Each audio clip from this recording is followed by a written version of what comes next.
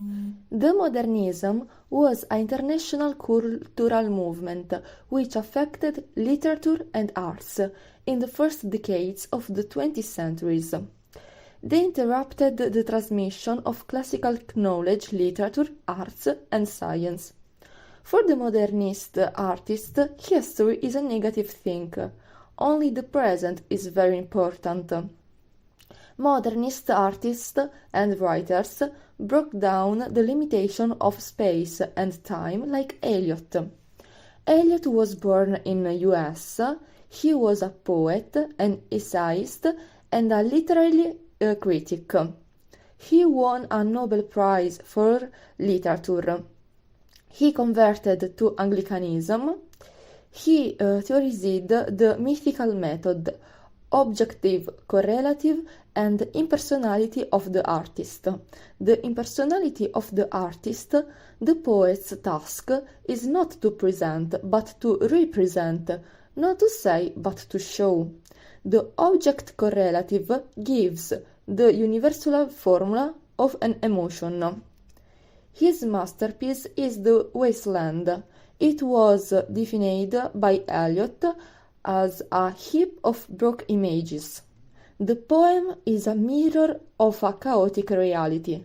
There are not time rules, there are frequent shifts in time and place, there are no logical rules and connection.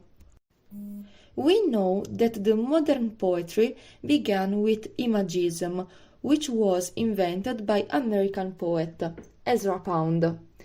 Imagists used clear and precise images, which the poet represents and shows often in very short but effective poems, according to the Haikyō poems written in Chinese and Japanese. By Pound was fascinated by these languages, a pictographic languages, which replaced words and concepts, that is abstract thing with concrete pictograms. The most famous example is A Station of the Metro. It's a two-line poem with only object on the front. We have the faces, the petals of the bow, and no verb, no action, just a still picture, which can be placed anywhere and at any time. So, Eliot theorized by object correlative, but imagism was theorized by Pound. Pound was the real theorist of imagism. The rules are to follow and obtain a direct treatment of the thing, whether subjective, a sensation, a thought, or object. And second, you need to use absolutely no extra word that does not contribute to the representation. A masterpiece of Pound are the cantos, which is to create a poem that would include history, and it's a religious poem. It talks about of an account of man's progress from the hell to the paradise. This account of people was divided in three groups. First, we have people who enjoy their Irish state and remain the same. Second, we have the people who experienced the metamorphosis and decided to get out to the darkness. And third group, we have people who become leaders and moves the mass to the light. Another masterpiece of Pound is With Usura. He criticized the American Revolution because they eliminated the Bank of England and created another bank that was equal Bank of England and was called Bank of America. Pound celebrated figures like Thomas Jefferson that tried to stop this degeneration and find in Mussolini a Thomas Jefferson Italy. He wrote an essay that was called Thomas Jefferson and or Benito Mussolini. Pound was a fascist sympathizer and anti-Semite. In fact, he made a broadcast in support of Mussolini, and for this reason he was arrested by US. He was hospitalized. In hospital, he wrote The Peasant Cantos, who talk about his imprisonment. Pound talk about the usury and how the capitalism changed the economy. Before the capitalism, the economy was CMC, but what changed in MCM, and to the end became we have M first. It is finance. Beckett was Irish. He was born in Ireland, in Dublin, into an Anglo-Irish family. His peculiarity is that he will never write in English, but in French, because he will consider it an invading language. When he wrote Waiting for Godot, an instant success, he won a Nobel Prize for Literature. Beckett, together with Eugene Ionesco, is referred to as the father of theater of absurd. It's not the only theater. We have the theater of anger first, the so-called angry young men, who were educated playwrights coming from a middle class or working class. They generally held left-wing ideas. They generally supported socialism. Formally, they did not create innovative plays, because their plays were realistic. They were traditional, realistic plays, but they were innovative with regard to content. Language was direct, it was real, and it was the language used by working class people. Generally, this theater of anger attacked the establishment, the ruling classes and their values, generally capitalism. The main exponent was John Osborne. His masterpiece was Look Back in Anger. The second form of theater drama was the theater of absurd, under the influence of Camus and Sartre, that is the influence of existentialism. The theater of the absurd is based on the pessimistic view of man's existence. There is no purpose at all in man's life. Man's life is totally absurd. We can easily understand the reason why man's life looks absurd. After 2 wars, in a world with no religion, with no belief, man is lost. So there's a big existential question. What is the purpose of life? What is the purpose of human existence? If one thing is absurd, it means that it doesn't have any meaning at all. Absurd indicates no meaning at all, no rational meaning at all. Beckett plays want to represent the absurdity, the irrationality of human existence. In order to represent this, Beckett created a new form of drama, totally different from traditional realistic drama. Beckett's plays are influenced by existentialism. The main themes of Beckett's plays are the sense of man alienation, the cruelty of human life, the absence or futility of objectives. Beckett's masterpiece, Waiting for Godot, was not written in his mother language, that is English, but it was first written in French as Un Attend Godot. The general setting of Beckett's plays is that all the characters are trapped in a situation from which they cannot escape, Actually, it's an absurd situation.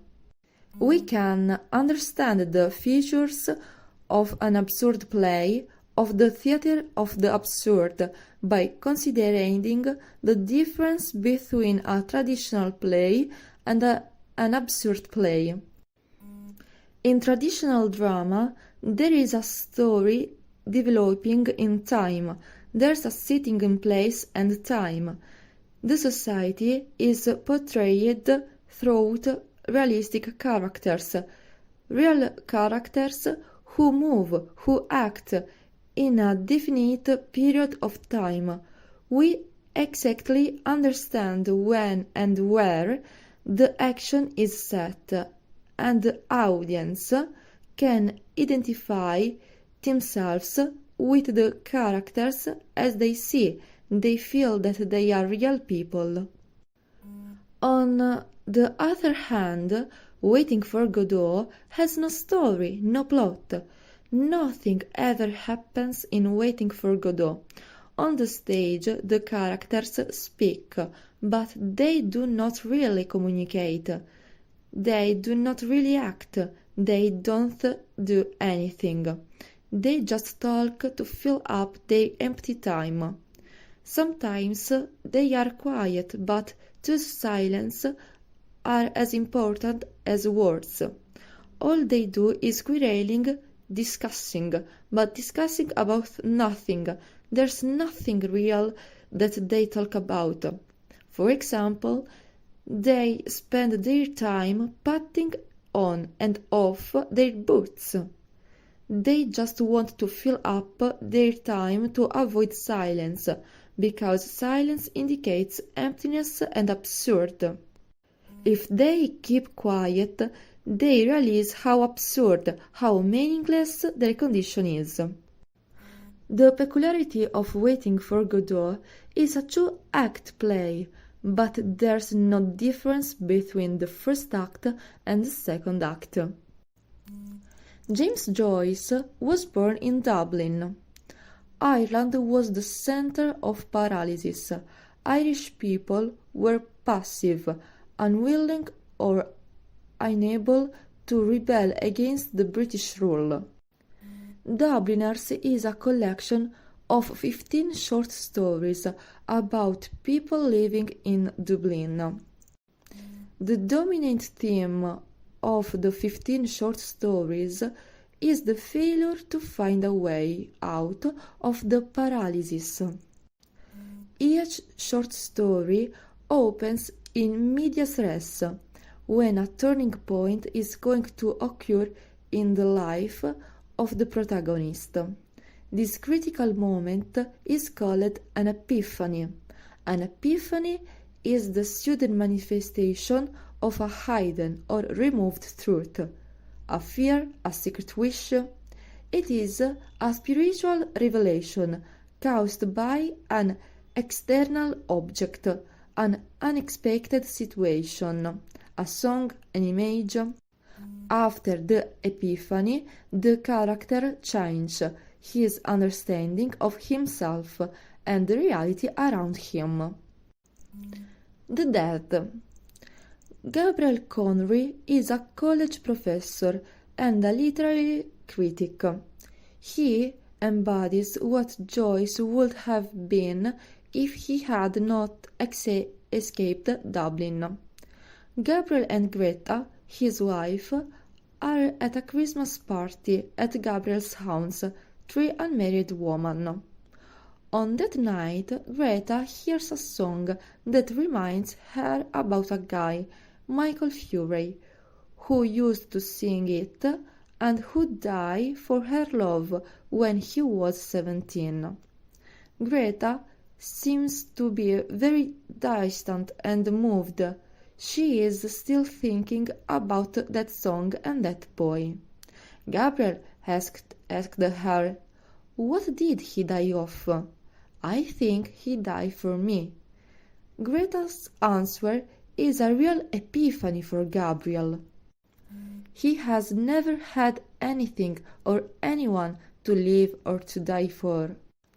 His life suddenly appears to him for what it is, empty, purposeless.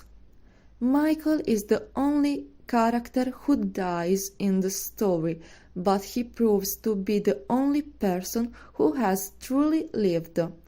The final scene, the snow falling, proves that it's impossible to disguise the town for the graveyard that is the living from the dead.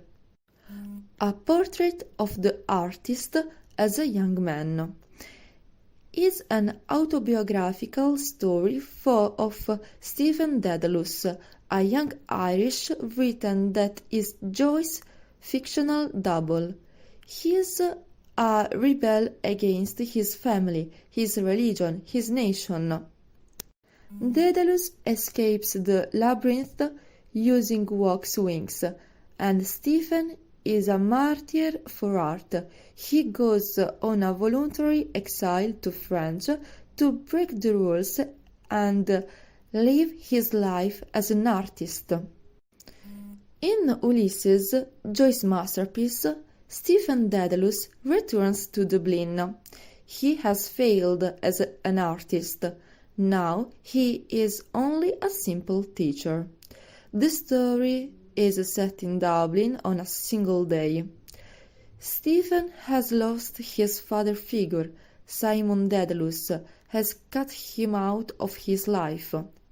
Another Dubliner, Leopold Bloom, a 38 years old, adversing canvas, son of a younger youth, suffers from two emotional crises: the loss of his father and of his son, and the infidelity of his wife, Molly Bloom. So Stephen, Leopold, and Molly correspond to Telemachus, Ulysses, and his faithful wife, Penelope. According to the mythical method, the 20th century version of Homer's characters reveal the clash between a mythical, meaningful order past and a fragmented, meaningless present. Joyce used the myth. He made a constant parallel between antiquity and the present time. Every character, every episode is linked to the Odyssey. Evelyn, that is little Eve, unable to choose, unlike Eve, a victim rather than a sinner. The story of a young woman abused by her alcoholic father. She was the chance to live to Buenos Aires with her boyfriend Frank, but she hears a song that reminds her of the melody she heard on the day of her mother's death, Epiphany. Evelyn promised her mother to look after the house and keep the family together. At the dock where she and Frank are about to embark, Evelyn decides not to leave. Evelyn is paralyzed in her horrible life. This is the human condition. We are scared of the possibility of choosing, of changing, as Kierkegaard says.